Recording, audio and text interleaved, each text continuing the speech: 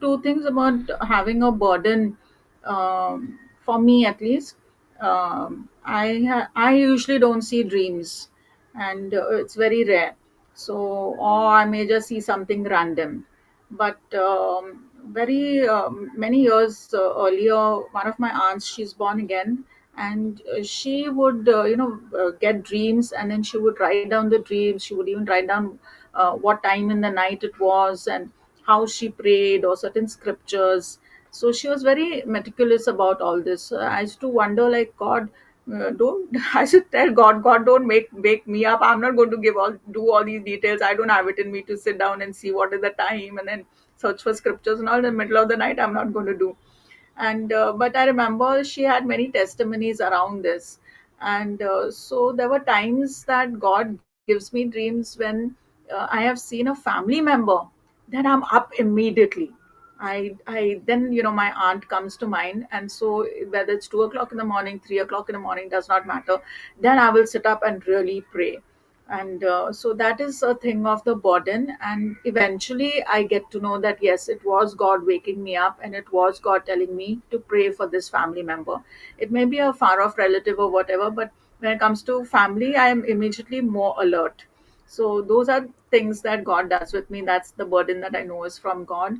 And the second thing that God does is that He just puts somebody, like that impression, as David said, no, that you just start thinking of somebody. You're all the time thinking of somebody, and it could be anybody. It's somebody you've never met in ages, or somebody who lives down the road, or whoever.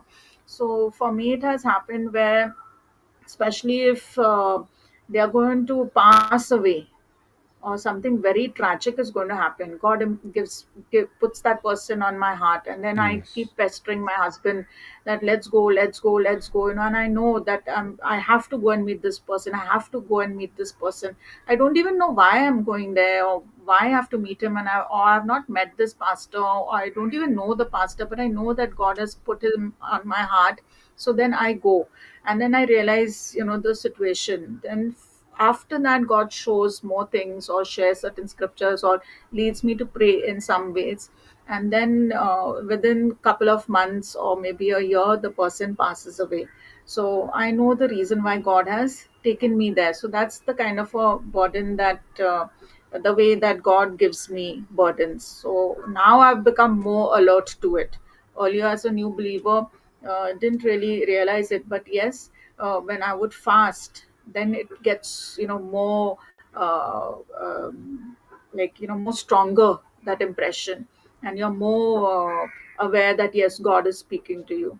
And there was a time, even when my son was about 6 years old, my second child, and we were returning back from an overnight picnic with the church. And somebody who was against me was targeting me for quite some time. That person left my child out there in the middle of the road, and it was like 8:30. It was quite dark in the night, and I was the last person to leave. And I'm usually the person who sees that, all the elderly people, the kids, their baggage, everything, everybody's moved away from that place, and that was a very lonely area also. And all the kids are sent off first by with different families. And so my all my both my sons were with two families, and they had left. But as I was leaving that place, I must have been like 5 minutes away from that place, in the rickshaw that we travel in over here. And I heard God's very clear voice, turn back. And it was very forceful, like a very strong. So I knew it was very urgent and very important. So I just turned back. And as I went back to the place where we had left from, I saw my son standing in the middle of the road, all confused and scared, and just standing there alone. And I just ran from there and hugged him. And I said, "Child, how is it that you are here? You were already put in the rickshaw with this family, and you had sent you off." And he said, "No, Mama, that auntie made me get off from the rickshaw." And had I not been sensitive to God's voice, I could have just, not thought of it, not paid attention. But this is the reason to have a relationship with God, to be in that thing of fasting and prayer, and knowing God's nature and character. and then it gets more easy to hear God's voice, or have that burden. And those days kids in Mumbai were being kidnapped and sold into trafficking, or sold into to become a beggar.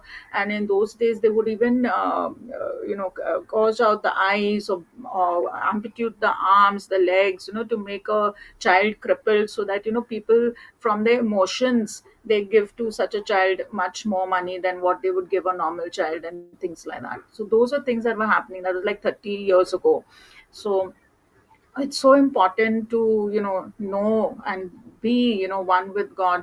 And how, even in, I think, just coming out from a picnic, I was not even in that thing of prayer or anything like that.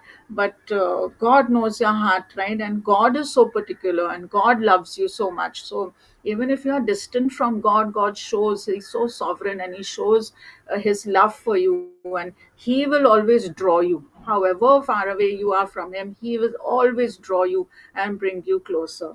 Amen.